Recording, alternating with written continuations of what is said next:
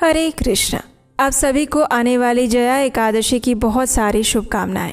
ये एकादशी तिथि मनुष्य को हर प्रकार के पाप बंधनों से मुक्त करती है और यहाँ तक कि वो उसे प्रेत योनि में जाने से भी बचा लेती है। माघ मास के शुक्ल पक्ष में आने वाली ये जया एकादशी भैमी एकादशी के नाम से भी जानी जाती है, जो कि सुमेरु जैसे महान पूर्व जन्म और वर्तमान जन्म के पापों का क्षण भर में नाश कर देती है। तो ऐसी पुण्य भागा और अत्यंत पवित्र जया एकादशी मनुष्य को सर्वोच्च आध्यात्मिक मोक्ष प्रदान करती है, जिसका पालन करके साधक भगवान श्री विष्णु की विशेष कृपा प्राप्त कर सकते हैं। तो चलिए ऐसी सुंदर पवित्र एकादशी के अवसर पर हम उससे जुड़ी हुई इस पौराणिक कथा का श्रवण करते हैं। आइए आज की जया एकादशी व्रत कथा आरंभ करते हैं। युधिष्ठिर महाराज ने भगवान श्री कृष्ण से पूछा, हे जगत के नाथ परमपिता, आप पूर्ण पुरुषोत्तम परमेश्वर और सभी कारणों के कारण हैं। आपने मुझ पर कृपा करते हुए षटतीला एकादशी के विषय में बताया है। हे दीनानाथ, अब कृपया मुझे माघ मास के शुक्ल पक्ष में आने वाली एकादशी के विषय में विस्तार पूर्वक बताएं। इस एकादशी का नाम क्या है और इस व्रत के पालन करने की विधि क्या है? मदन मोहन श्री कृष्ण ने मंद स्मित करते हुए युधिष्ठिर महाराज से कहा, हे राजन, माघ मास के शुक्ल पक्ष में आने वाली एकादशी को भैमी एकादशी या जया एकादशी के नाम से जाना जाता है। यह एकादशी जीवात्मा को जन्म मृत्यु के चक्र से मुक्ति प्रदान करने वाली है। इतना ही नहीं, भूत के शरीर में रहने वाले जीवात्मा को भी इस एकादशी से उच्च गति प्राप्त हो सकती है। हे राजन, अब मैं आपको इस एकादशी के विषय में एक पौराणिक कथा सुनाता हूँ, ध्यान पूर्वक सुनो।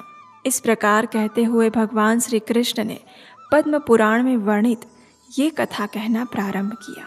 अनेक वर्षों पूर्व स्वर्गलोक में राजा इंद्र राज्य करते थे। उनके लोक में सभी देवतागण प्रसन्न थे।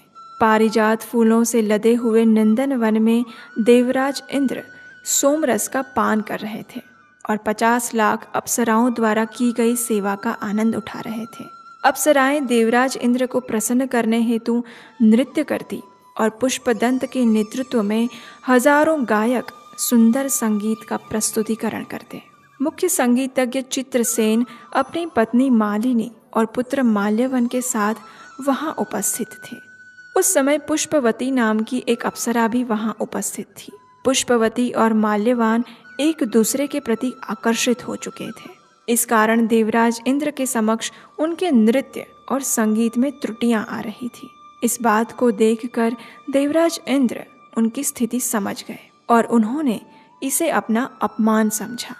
क्रोधपूर्ण स्वरों से देवराज इंद्र ने कहा, हे मूर्खों, तुम दोनों मुझे प्रसन्न करने का आडंबर कर रहे हो, लेकिन वास्तव में तुम दोनों की एक दूसरे के प्रति आसक्ति स्पष्ट रूप से मुझे दिख रही है। इस भरी सभा में इस प्रकार तुम दोनों ने मेरा अपमान किया है, इसलिए मैं तुम्हें शाप देता हूँ कि तुम दोनों इसी क्षण पिशाच योनि धारण करके पति पत्नी के रूप में मृत्युलोक में जाओ और वहाँ अपने पाप कर्म का फल भुगतो। इंद्रदेव के ये कठोर वचन सुनकर माल्यवन और पुष्पवती अत्यंत लज्जित हो गए और उसी क्षण वे दोनों सुंदर नंदन वन से पिशाच शरीर प्राप्त करके पृथ्वीलोक में हिमालय के शिखरों पर आ पहुँचे। वहाँ जाते ही उनकी स्वाद, स्पर्श, गंध ये तमाम संवेदनाएं लुप्त हो गई। उस स्थान पर चारों ओर बर्फ जमी हुई थी, जहाँ ना तो खाने के लिए कुछ था और ना ही पीने के लिए पानी। ठंड के कारण उनके दांतों में कंपन हो रहा था और इस प्रकार वे अपने दिन व्यतीत करने लगे। एक दिन माल्यवन ने अपनी पत्नी से कहा, न जाने हमने कौन से पाप कर्म किए होंगे जो हमें पिशाच का ये शरीर प्राप्त हुआ। इस प्रकार शोक करते हुए वे उस ठंड में एक गुफा के अंदर बैठे रहे। उस दिन ना तो उन्होंने कुछ खाया और ना पिया। शीत लहरों के कारण उन्हें रात्रि में नींद भी नहीं आई और वे संपूर्ण रात्रि के दौरान जागते रहे। सौभाग्य से वह दिन भैमी एकादशी का था। उस दिन उन्होंने कुछ भी खाए पिए बिना जो उपवास किया और रात्रि के समय जागरण करने के कारण दूसरे दिन प्रातः होते ही उनके जीवन में एक दिव्य परिवर्तन आ गया। उन्होंने पिशाच का शरीर त्याग करके देवताओं के अपने शरीर को पुनः धारण किया। आकाश से पुष्प वर्षा होने लगी और एक दिव्य विमान उन्हें स्वर्ग ले जाने के लिए वहां आ पहुंचा। स्वर्ग में पहुंचते ही जैसे ही देवराज इंद्र ने उन्हें देखा तो उन्हें आश्चर्य हुआ और उनसे पूछा, आप दोनों ने कौन सा पुण्य कर्म किया जो इतने कम समय में आपको मेरे घोर शाप से मुक्ति प्राप्त हो गई? इस प्रश्न का उत्तर देते हुए माल्यवन ने कहा, हे राजन, यह केवल परम भगवान श्री कृष्ण की कृपा के कारण हुआ है। हमने अनजाने में ही परम भगवान श्री हरि की प्रिय भैमी एकादशी का पालन किया था। इस अज्ञात सुकृति के कारण ही हमें अपना दिव्य शरीर पुनः प्राप्त हो गया।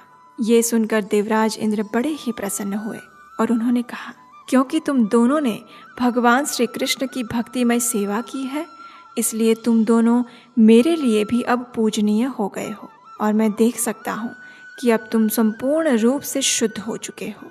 इस प्रकार इंद्रदेव ने उन दोनों को स्वर्गलोक में पुनः स्थान प्रदान किया।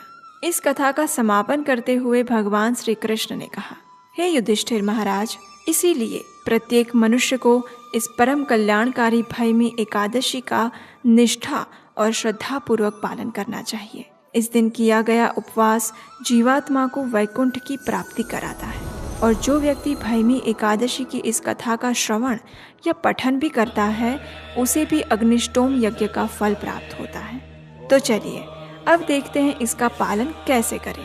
सबसे पहले एकादशी के एक दिन पहले दशमी के दिन संध्या के बाद अन्न भोजन ग्रहण ना करें। दूसरे दिन प्रातः ब्रह्म मुहूर्त में उठ जाएं और स्नान इत्यादि नित्य कर्म से निवृत्त होकर भगवान श्री कृष्ण की मंगला आरती करें। यह आरती आप अपने घर पर या फिर नज़दीक के मंदिर में कर सकते हैं।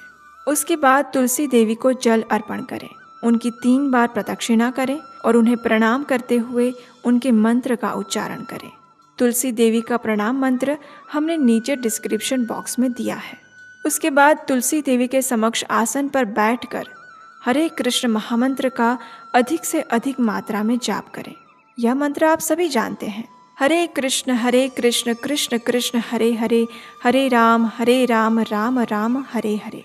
एकादशी के दिन उपवास आप अपनी शारीरिक क्षमता के अनुसार अलग अलग प्रकार से कर सकते हैं, जैसे कि संपूर्ण निर्जल उपवास जिसमें अन्न या जल नहीं लिया जाता, या फिर केवल जल के साथ, या जल, दूध और फल के साथ, या फिर एकादशी प्रसाद, दूध, फल इत्यादि के साथ। लेकिन सबसे महत्वपूर्ण बात यह है कि इस दिन किसी भी प्रकार का अन्न नहीं खाना चाहिए। गेहूं, चावल, दाल, फलियां इत्यादि का भोजन में प्रयोग बिल्कुल भी ना करें। व्यर्थ की चर्चा, निंदा, झूठ इत्यादि से बचें और अधिक से अधिक हरे कृष्ण महामंत्र का जाप करें। दूसरे दिन प्रातः उठकर भगवान की मंगला आरती या दर्शन करें और व्रत पारण के समय पर किसी भी अन्न प्रसाद के साथ अपना व्रत खोलें। इस दिन यदि संभव हो तो वैष्णव या ब्राह्मणों को दान भी देना चाहिए। तो चलिए श्री कृष्ण को हम अपने जीवन में आमंत्रित करते हैं। हरे कृष्णा।